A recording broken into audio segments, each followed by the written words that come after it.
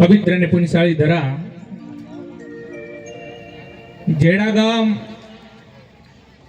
કાળુરામ મહારાજના જે પ્રાંગણમાં ભજન સત્સંગ રાખ્યું, ખૂબ ખૂબ ધન્યવાદ છે. આ આયોજનમાં જેને તનથી મનથી ધનથી સેવા કરીને ગુરુ મહારાજ ખૂબ ખૂબ જીવનમાં આનંદ આપે. અનેક ભેગધારી મહાપુરુષો, આચાર્ય મહાપુરુષો અહીંયા આપણી વચ્ચે ઉપસ્થિત છે. દરેકને જય ગુરુ મહારાજ. તો સજ્જનો, આપણા જીવનમાં કરી લેવા જેવા કોઈ કાર્ય હોય તો આપણા સંત મહાપુરુષોએ આપણને એક રાહ દેખાડી છે. સંત તુલસીદાસજી મહારાજે કહ્યું છે કે કરવા જેવું હોય તો શું? तुलसी ये जग में आए के कर लीजिए दो काम, देने को टुकड़ा भला और देने को हरिनाम. देने को टुकड़ा भला और लेने को हरिनाम. तो संत कबीरजीએ પણ કહ્યું છે, કબીર કહે કમાલ को तो दो बात सीख ले, कर साहब की बंदगी और भूखे को न दे. આ જીવનમાં કાર્ય કરી લેવા જેવા છે. આપણા સંત મહાપુરુષો કહે છે કે 184 માં ફરતો ફરતો આ જીવાત્મા મનુષ્ય દેહ પ્રાપ્ત થયો છે.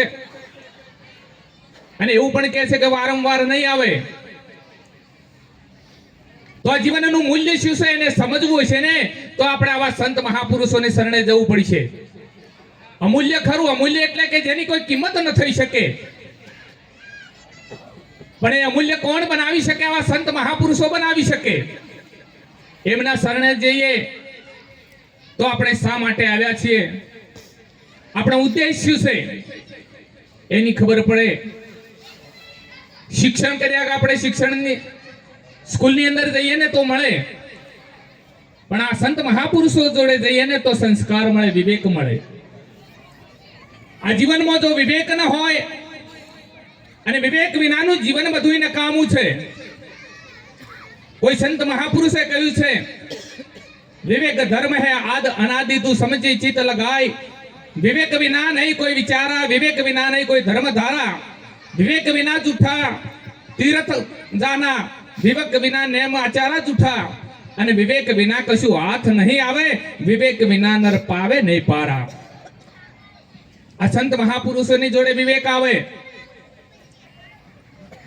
9 લાખ તું નિર્મો રહ્યો, 10 લાખ પંખી પરિવાર, 11 લાખ કર્મ કીટ પતંગા, 20 લાખ તું સ્થાવરમો વિસ્તર્યો, 30 લાખ પશુ પામરમો જલમ્યો, 4 લાખ અલ્પ માનવ, 84 લાખ યોની પૂરી કરી એના મનુષ્ય દેહ મળ્યો છે. સજ્જનો, તો એ એળે ન જાય એની ખબર રાખવાની છે. કારણ કે રાજા રજવાડા હતા ને એ વખત પણ સંત સાધુઓની ત્યાં જે જે નિર્ણય લેવામાં આવતો ને સંત સાધુઓની હાજરીમાં લેવામાં આવતો. અને એ સખિયા પુરુષો આજ પણ પૂજાઈ રહ્યા છે. બેનો, થોડો અવાજ ઓછો કરજો, કારણ કે આ સાંભળવાનો વિષય છે.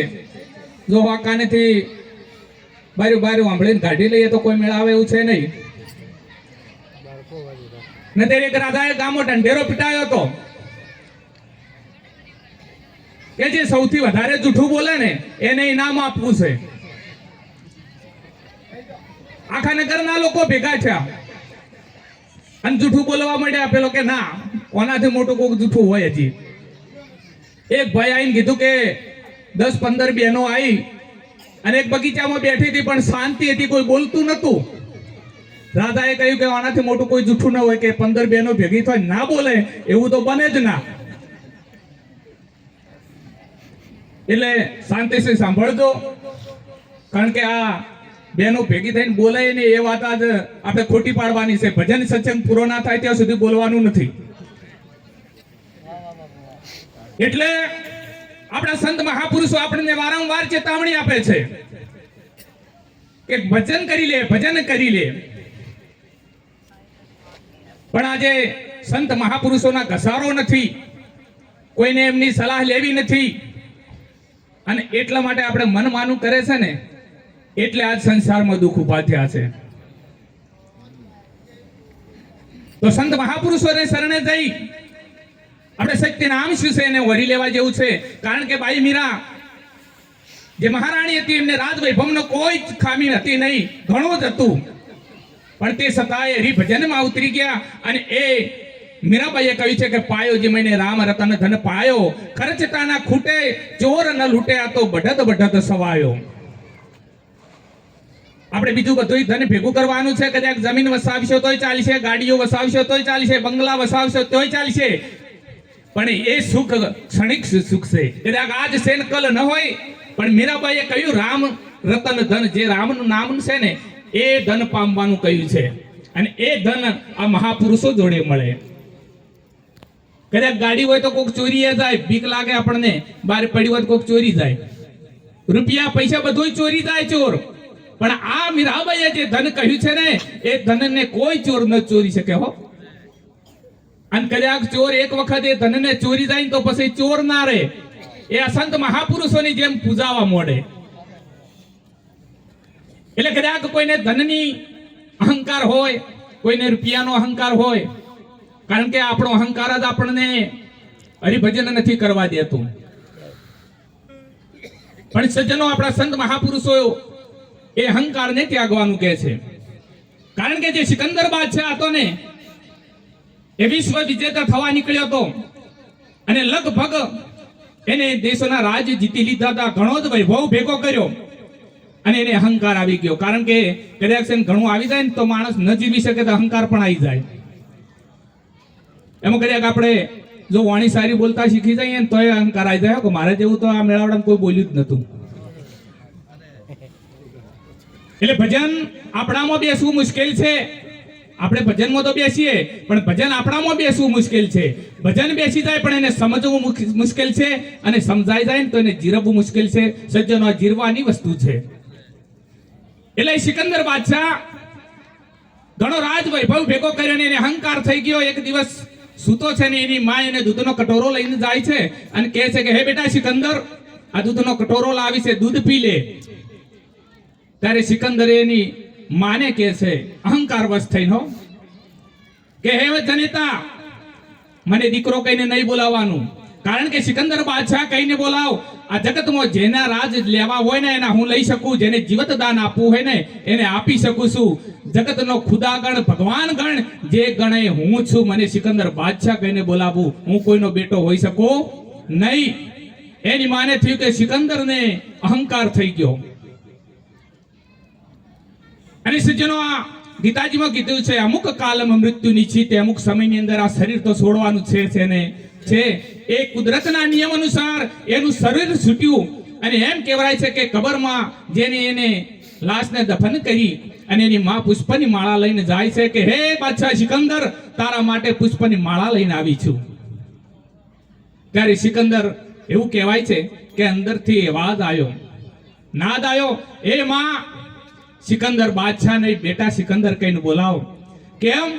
कि इसमें सोने के बाद मुझे पता चला है इसमें तो कितने ही सिकंदर सोए हैं. કે હમો તો મને ઊંઘ્યા ચેડ ખબર પડી કે મારા જેવા જેવા જેટલાય સિકંદર હુર્યા છે અંદર. એટલે એવો કોઈને અહંકાર હોય તો કાઢી નાખવા જેવો છે.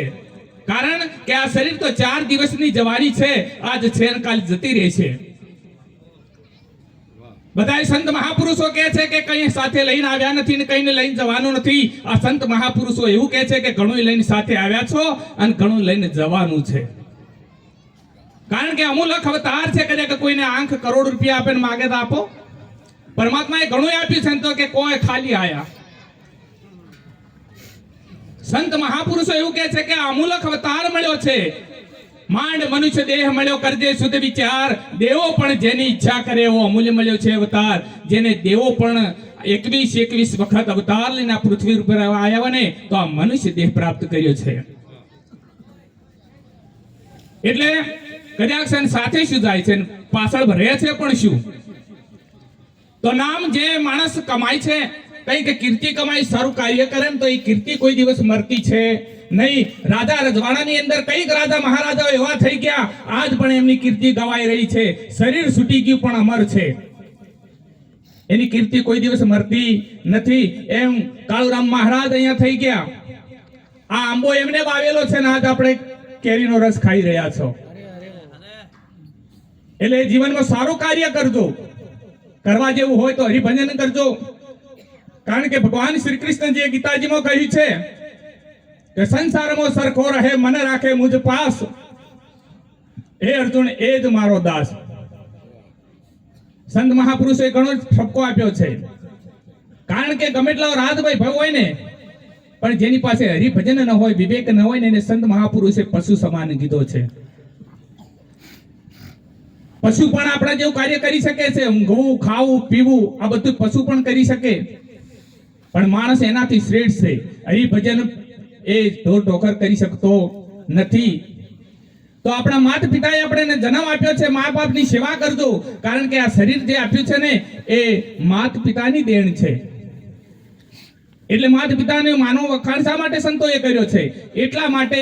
પણ આધ્યાત્મિક સત્સંગ ચાલે છે, આધ્યાત્મિક મંડપ બાંધેલો છે, એટલે મારે આધ્યાત્મિક વાત કરવી છે કે કદાચ છે અને જનતાની એક ભૂમિકા આગળ ચાલીએ ને તો એ સંતની ભૂમિકા છે. આપણી માતા પિતા આપણને આ શરીર આપી શકે, અને આ સંત મહાપુરુષો છે ને એ જીવન મરણના ચક્રોમાંથી ટાળી શકે. અને એટલે કોઈ સંત કવિએ કહ્યું છે, હરે એક ડગલું મેં એ અધિક જોયા જાનની થી જગ સંત, જનની સુડાવે ને સંત જગાડે, જનની સુડાવે ને સંત જગાડે, ભેટવી દે ભગવાન સંતોનો એ સ્વભાવ છે એવો, માર જનેતાન ખોળા જેવો.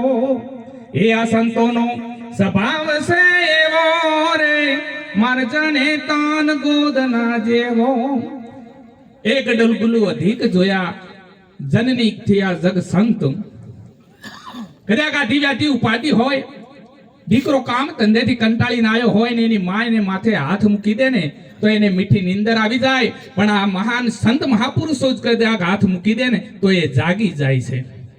જનની કે હે દીકરા તું સુઈ જા, સુઈ જા, સુઈ જા. ત્યારે આ જગતના સંતો એમ કે છે કે તું જાગી જા, જાગી જા, જાગી જા. પોતાનું સ્વરૂપ શું છે એનું ભાન કરાવે. પાછળથી સંત કવિની કેટલી સુંદર રચના છે. આ સંત નો સ્વભાવ મારી જનેતાના ખોળા જેવો. કદાચ ગમે એટલો દુરાચારી દીકરો હોય, ગમે તેવો લંપટ હોય, પણ એની માં જેને મમતા ઓછી થતી નથી, એ દીકરાનું કોઈ દિવસ અહિત વાંચતી નથી. એમાં જગતના સંત છે ને એ પણ કોઈ દિવસ કોઈને જાકારો આપતા નથી. ઇતિહાસના પુરાવા છે. જેસલ એને એવું કહેવામાં આવ્યું કે તારા પાપ પ્રકાશ કહેતા કહેતા પાર ના આવ્યો તો કે જેટલા માથાના વાળ એટલા મેં કુકર્મ કર્યા. તો એ સંત સતી એને એવું નતું કહ્યું કે હવે તું આટલો મહાન પાપી છે, તને શરણ ના લઈ શકું. અને એવો મહાન પાપી હોવા છતાંય સંતોએ એને શરણ લઈને પલમો પીર કરી દીધો. આ સંતો કરી શકે. હવે એક જ દ્રષ્ટાંત આપું છું, કારણ કે આપણે આગળ સંતોને સાંભળવાના છે. ક્ષત્રિય સમાજ બેઠો છે, કારણ કે પહેલા ક્ષત્રિય સમાજની અંદર એટલી જે બ્રાહ્મણો જનોઈ પહેરે ને એવી જનોઈઓ ધારણ કરતા, ચરિયોમાં હતા.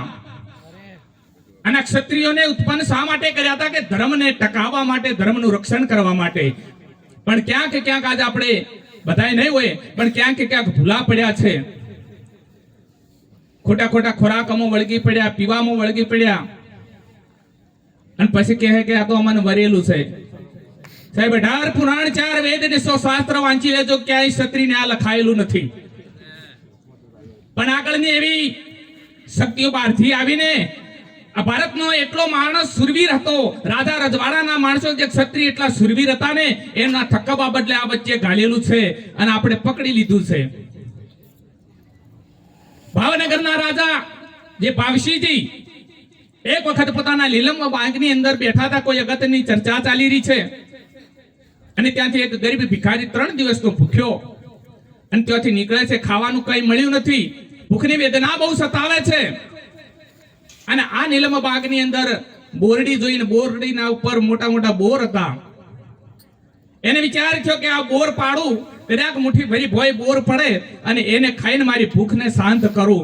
જેવો પથ્થર માર્યો અને બોરડીના બોર પડ્યા, પણ જે પથ્થર જોરથી માર્યો ને એટલે જે રાજા સભામાં બેઠા છે નીલમ બાગમાં એના કપાળ પર લાગે છે. અને એમને લોહી વહેવા માંડ્યું. તરત જ આદેશ થયો પ્રધાનનો, આને જેને પથ્થર માર્યો છે ને રાજાજીને, એને પકડીને અહીંયા હાજર કરો. જેવો પેલો ભિખારી બોર ખાવા જાય છે ને તરત રાજાના માણસો ત્યાં જઈને પકડી લે છે અને રાજાની જોડે હાજર કરે છે. ક્યાં પથ્થર તે માર્યો? ભિખારી કહે છે 3 દિવસથી ખાવાનું મળ્યું નતું, બોર જોયા અને બોર ખાવાની આશાએ પથ્થર માર્યો છે, અજાણતાથી લાગ્યો છે, મેં જાણી જોઈને રાજાને માર્યો નથી. પાવસી રાજાએ કહ્યું કે આ પથ્થર તે બોરડીને માર્યો એટલે બોરડીએ તને બોર આપ્યા? પેલો ભિખારી કે હા બાળો, મુઠ્ઠી ભરીને બોર પડ્યા છે, એ બોર મને બોરડી આપ્યા. પાવસી રાજા પ્રધાનને કહે છે કે હે પ્રધાન, આપણા ખજાનામાંથી 1 મુઠ્ઠી સોના મોહરોને આપી દો. પ્રધાન વિચારમાં પડ્યો કે આને તમને પથ્થર માર્યો છે, લોહી વહી રહી છે, સજા આપવાને જગ્યાએ તમે એને સોના મોહર આપવાનું કહો છો? પાવસી રાજા કહે છે કે તને ખબર ના પડે પ્રધાન, જો એક બોલ વૃક્ષ જેવું એક પથ્થર મારવાથી 3 દિવસના ભૂખ્યા માણસને 1 મુઠ્ઠી બોર આપી શકતું હોય ને, તો હું તો ક્ષત્રિયના કોઠે અવતાર લીધેલો એક ક્ષત્રિય આણીની કુંખથી મેં જન્મ લીધો છે અને કદાચ છે આના જન્મની જો ભૂખ હું ન ભાગી શકું ને તો મારું ક્ષત્રિય પણ નકામું છે. એટલે આવા ઉજ્જવળ કુળની અંદર અવતાર લીધો છે એટલે ચરી રાખજો, કારણ કે ક્ષત્રિય ધર્મનું પાલન કરશો તો કુદરત કોઈ દિવસ આંચ આપવા દેશે નહીં. કારણ કે તમને એટલા માટે ઠપકો આપું છું કે તમે ધર્મના ધોરી છો અને ધર્મના ધોરી કદાચ જો દોહરું મૂકી દે ને તો એ આગળ ગાડું ચાલે નહીં. એટલે તમારે ખાસ ખબર રાખવાની છે અને પરમાત્માનું નામ લેજો, સંતોના શરણે જઈ અને એમની સલાહ સૂચનથી ચાલજો. બોલીએ સદગુરુદેવ કી જય.